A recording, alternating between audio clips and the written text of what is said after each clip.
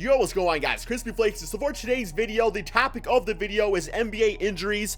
I want you guys to drop a like on this video if you have had your favorite NBA team or one of your favorite NBA players has been plagued by injuries. I'm just trying to get a general consensus here, guys, of what that is looking like, because I'm going to go through all those NBA rosters, and for today's video, we are going to assume this is an injury-free NBA season. I went into the offseason so excited because all those crazy trades and free agent signings were happening, and I was just like, yo man, this is gonna be the greatest NBA season ever. I was so pumped about it, only for literally the first 5 seconds of the Celtics, I believe with the Cavaliers game, very first game of the season, and Gordon Hayward goes down. I was just like, oh man, here we go, it's all starting right here. So I do want to go through each of these NBA rosters here, and I want to just see if there's been an NBA player on each team, a major injury that's happened. So 76ers, obviously the big one going on is Markelle Fultz. I mean, people are saying yo, trade this dude, but it's like, come on, man.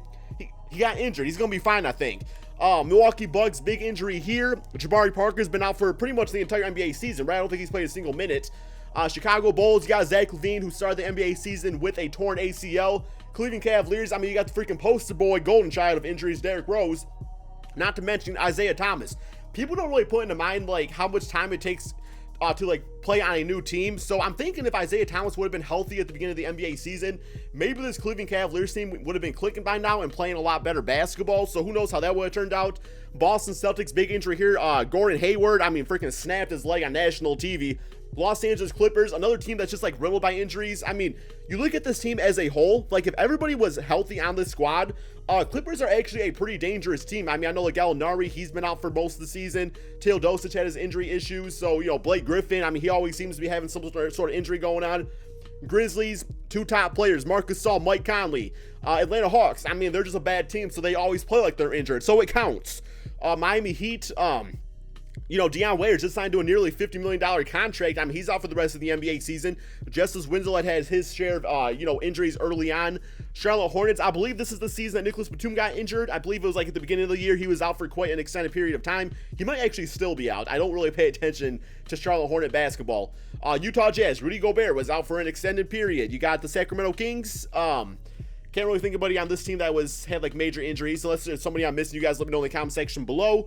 New York Knicks, Kristaps Porzingis. Some think that he would have been the starter for the NBA All-Star team if he would have played the entire season. But he started off playing amazing, then got riddled with injuries. It kind of slowed him down a little bit. You got bitch-ass Joakim Noah, his contract, but he's had injury stuff too. So, but at the same time, he just got a bitch-ass contract. Man, I just gotta point that out every video. Los Angeles Lakers. I know Brook Lopez was out for quite a bit, so people are saying Brook Lopez, that doesn't matter, but at the same time, man, he's the highest rated player on this Laker team, so who knows, he would have been healthy the entire NBA season. Orlando Magic, I believe Vucevic was out for 6 to 8 weeks with some sort of hand injury. He was playing nice basketball. Dallas Mavericks, another team I can't really think of any major injuries, Nerlens Noel, he used to always be injured, but now he's just a bad basketball player with no work ethic, so yeah. Brooklyn Nets. So this one right here is kind of interesting. D'Lo was out for quite an extended period of time, but at the same time, that did allow for Spencer Dinwiddie to play, which, y'all kind of found a diamond in the rough with that man right there. Also, Jeremy Lin, I believe he's out for the entire NBA season. Denver Nuggets, another big-time free agent signing, Paul Millsap, who was an all-star, and he goes to this team and just gets injured, so we don't really get to see how that, front court of Paul Millsap and Jokic would have worked out, because next season, freaking Paul Millsap, yeah, he'll be back, but who knows if he'll be, healthy due to that injury, and he's gonna be old, so yeah. Indiana Pacers, I can't think of any major injuries on this team except Glenn Robinson, who I think was actually their starting shooting guard or power forward. He played on multiple positions. He's like a freaking Swiss Army knife for the team last season. He's only 23, so, I think that's actually a big-time player to have on this team. Yeah, we already know the Pelicans, Boogie Cousins out there. That was the big one that literally just happened, so really sad to see. Detroit Pistons, Reggie Jackson. I always roast the man, but my Pistons have been falling off since this man got injured. Toronto Raptors, another team I can't really think of any big-time injuries to. Houston Rockets, another team that I haven't really seen major injuries, which is why they're so freaking dominant, because it just goes to show, when you stay injury-free, you can build that chemistry, and your team is just freaking clicking at all cylinders. For the most part, besides for the Kings, or a lot of these teams that haven't been riddled with injuries are really good right now. San Antonio Spurs, Kawhi Leonard is still nursing that, what was his ankle or something like that from bitch-ass Zaza Pachulia, the freaking Hall of Fame ankle breaker. I can't believe Kawhi's, man, I feel so bad for this man. Phoenix Suns, Devin Booker was out for like a good 6 weeks at one point. Maybe it was 2 weeks. I don't know. It didn't really make that big a difference. Team's still garbage. OKC Thunder just lost Andre Roberson, who, you know, was jumping up for an alley-oop when freaking leg just like caved in on him. Minnesota Timberwolves, can't think of any big-time injuries on this team. Trailblazers, another team I can't really think of. I mean, they got one of these guys is probably hurt, right? They got so many forwards. Golden State Warriors, pretty healthy for the most part here. Washington Wizards, John Wall had injury issues all NBA season. So yeah, I mean, for the most part, I would say some of these teams have remained relatively injury-free, but there's been so many like all-star and superstar players and even really good role players like a Roberson who does play good defense for that OKC Thunder team that really does affect the landscape of the NBA. So we are going to simulate a perfect NBA season, no injury whatsoever. I just want to see, like, you know, without me doing any trades or rebuilds, just how this NBA season would actually turn out. So let's go ahead and simulate through day right here, talk a little bit about injuries. So over on my Twitter account at CrispyFlakes2K, I did post like a poll on there saying, is there anything that can be done about injuries, or is it just kind of part of the game? Now, a lot of, like, pretty much like 99% of people out there said it's just kind of part of the game. But at the same time, like, has there always been injuries like this in the years past in the NBA, like going back to the 70s or 80s or 90s? I know there's always been guys that have gone down. I mean, Grant Hill, Tracy McGrady, Brandon Roy, Greg Oden. So injuries are always just gonna be part of the game. But I'm wondering if there's something going on now that just makes it different. Like, one thing that really came to my mind was maybe the type of shoes that players are wearing. Because I know a lot of players go for those, like, you know, little freaking thin shoes now that have no padding on them whatsoever. So I feel like that would be a big issue, just you know, like landing on that all the time. And then you look at things like, well, I don't know, man, this is my big thing right here, is that you look at like Derrick Rose and, you know, guys like that are really athletic based. I mean, they're freaking landing on that court a billion times a game and, you know, taking a beating night in, night out. A lot of these guys' bodies just sometimes just don't really develop to reach that point of being able to take on that type of grind. You know what I'm saying? Because let's say you play college basketball. The longest season you're going to play is roughly 30 to 40 games, depending on if you make March Madness and win the tournament and, you know, all that stuff going into consideration.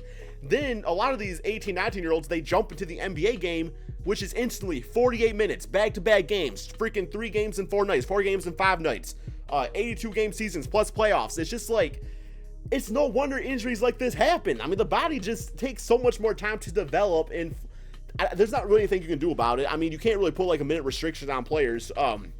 DeMarcus Cousins, who just had his big time injury, he's actually was playing like a career high 39 minutes. So a lot of people were saying that maybe it was the fatigue of that and the wear and tear on his body that caused his leg to kind of do that to him. Another thing I like to go back to is Tom Thibodeau, who did coach Derrick Rose. So he's actually notorious for playing his starters like ridiculous minutes, which a lot of people think that's kind of what happened to Derrick Rose. He was just playing too much. I think Luol Deng had injury issues. Was Ben Gordon, was that Tom Thibodeau? That might have been like right before, maybe like right when he started playing. But, you know, I think about that theory, but at the same time, I'm looking at this Timberwolves team who he currently coaches, and there's not really any big injury issues on that team. So I don't know if that's true or not. So let me know in the comment section below what you guys think of all that. I don't know, man. It's just ridiculous. You know, it's like, it just is such a buzzkill to the NBA season. I mean, another thing that might be the situation is, or something you might be able to change, is whatever the NBA court is made out of. I always thought it was just made out of hardwood, but the NBA makes so much freaking money that it's probably some sort of like 5th dimensional 17th solar system planet out there that they get the material for the courts from now. I don't know what the stuff's made out of. So yeah, it's just, I don't know, guys. I really just want to make this video because I just want to see a perfect NBA season. Even if it was on 2K, which is freaking a joke itself, because no way the Celtics with Gordon Hayward is no 6 in the Eastern Conference. God damn, man. My Pistons not making playoffs with Reggie? No, that's probably not happening anyway, man. Raptors first place Cavaliers with Isaiah Thomas got a full season with him. Bucks with Jabari Parker. Yeah, that team is big time. Pacers, no injuries. 76ers with Markelle Fultz. You got the Celtics. You got the healthy backcourt, the Wizards. Miami Heat with Dion Waiters. They always seem to be a team that make the playoffs no matter what. Similarly through day right here for the Celtics. Okay, so MVP goes to Stephen Curry. We got Ben Simmons, Rookie of the Year. Jeremy Lin, 6th man. Hassan Whiteside, Most Improved. Chris Dunn and Mike D'Antoni still getting Coach of the Year. 52-23 record with the Houston Rockets. And I mean, like, you look at you look at all the stuff out here. The end result's not going to change. I really just wanted to make this video just a rant. We all know the freaking Golden State Warriors, Houston Rockets, Cavaliers, or maybe the Toronto Raptors or Boston Celtics won the NBA Finals in the simulation. Probably not the Celtics, because 2K hates that team for some reason. But yeah, I also want to check out the standings for, here we go. The Western Conference, so we see like what teams did there. without injuries. Clippers 4th out there, and I think that totally would have been possible. San Antonio Spurs 5th. I would expect them probably top 3 with a completely healthy Kawhi Leonard. Utah Jazz, you know, Gobert and Donovan Mitchell, all those guys completely healthy. We got Timberwolves. Lakers actually made the playoffs. That is actually pretty surprising. How the freaking Lakers make the playoffs, man? Okay, I mean, hey, respect. I'm going to give respect where respect's due out there. So, okay, playoff time, first round, see how this goes, see who wins it all. And I don't know, man. We'll see. All right, so we got Celtics, Wizards, 76ers, Toronto Raptors. Pretty realistic for the most part. I mean, I would expect the Cavaliers to be on there, but at the same time, I totally could see the Cavaliers getting bounced first or second round. Like, I really could see it with the way they're playing. Then you got Houston, Clippers, Golden State, OKC. Yeah, so I'm definitely seeing the team that's really benefiting the most from this is the Los Angeles Clippers. Their roster is actually dangerous, barring injury, but they're just always injured, so this is poor management signing guys that are injury prone, I suppose. 76ers, Celtics, Golden State, and Houston Rockets. Kind of surprised about seeing the 76ers out there, but who knows? Markelle Fultz could have came into the NBA and been a straight-out beast without injury, right? All right, now we got Golden State, Boston Celtics. So Boston Celtics finished 6th, still made to the NBA Finals. 2K simulations is very interesting at times.